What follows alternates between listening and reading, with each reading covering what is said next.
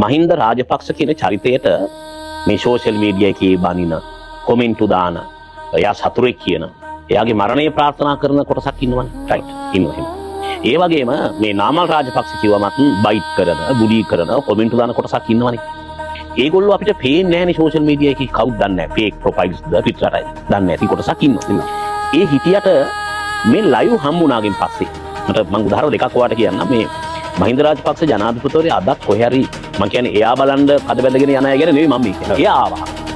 දැන් පොඩි ඕරා එකක් තියෙනවා නිකන්. එයාම යා වටේ සෙන ගින්නවා නිකන් එයාට මෙහෙම ඕරා එකක්. එතන මේක ටිකක් නායකයෙකුට මේ පොඩි අනුහස් ගතියක් වගේ. එයා වටේ මෙහෙම ඕරා එකක් හැදෙනවා. මම දැකලා තියෙනවා. ඒම මීවදී වගේ එයා වටේ එක තියෙනවා. මං කාලයක් හිතුවා ඒක නාමල්ට නෑ නේද කියලා නාමල්. හරිද? ඒක වටිනවා. මේ මෑත කාලේ වට මතක ඇති. ඔයා මං හිටියා ඔයා මාව දැක්කේ නෑ. මේ අමල් පෙරේරාගේ පුතාගේ විවාහ මංගල්‍යය තිබුණා මෙතන මේ මොනක් කියන්නේ. ඔයා පොඩි වෙලාවකට රතුපාට ජීප් එක මං හිතන්නේ ආවේ. ඇවිල්ලා ඇතුළට ගියා. ඇතුළට යනකොට මෙතන ඩඩ්ලි හිටියා. ඔයා ඩඩ්ලි සිරිසේනගෙන් පටන් ගත්තේ. ගිහිල්ලා විනාඩි 15ක් වාගේ පොඩි කාලයකදී ඔයා මුළු එකම මෙහෙම විසිට් කරගෙන ඊටවිල්ලා ගියා. මං හිටියේ එළියේ.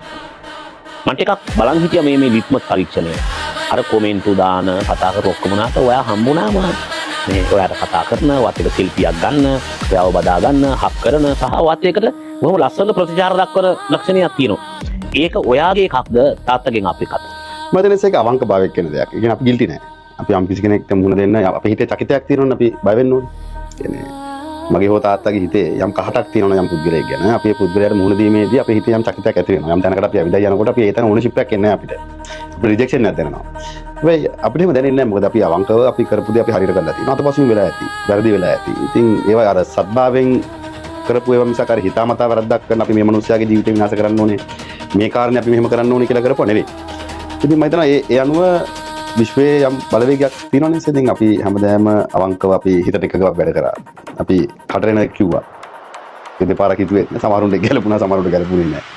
ඇත්තටම අපි මම ගත්තත් මට දේශපාලන ආපු කාලේ මට තිබිච්ච ලොකුම චෝදනාව වලින් එකක් තමයි මේ නාමල් මේ සිස්ටම් එකට ගැලපෙන්නේ නැහැ. ඇයි මම ඩෙනිම් එක අඳින්නේ? අද ඔක්කොම අඳිනවා. ජනාධිපති කියන ඩෙනිම් එක අඳිනවා. මම 2010 යනකොට ඔය කියන කවුරුත් ඩෙනිම් ඇඳලා දේශපාලනය කරේ නැහැ. මම කොණ්ඩේ වවලා හිටියේ. එතකොට කොණ්ඩේ වවපු ඩෙනිම් ඇඳපු තරුණ නාමල් රාජපක්ෂ රෙද්ද බැනීම ඇඳපු මහින්ද රාජපක්ෂට ගේ පුතා විදියට ගැලපෙනවා. මම ඒක වෙනස් කරන්න ගියේ නැහැ. මගෙන් බැනුම් ඇහුවා ලොකු පසුබෑමකට ලක් වෙන සිද්ධ වුණා. සමහර තැන්වල තාත්තරේගේ චෝදනාවක් උත්තාවා.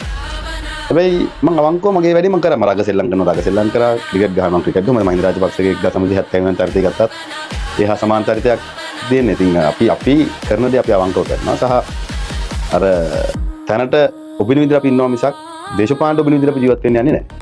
ඉතින් අපි අවංකව අපිට ඕන විදිහට සහ අපේ අවංකභාවයෙන් ඉන්නකොට මම හිතන්නේ ඉතින් ඒ වගේ තැනකදී ඕනම කෙනෙක්ට අපේ හිතේ කහටක් නැත්නම් අපිට අවංකව ගිහලා ඕන කෙනෙක්ට කතා කරන්න පුළුවන්.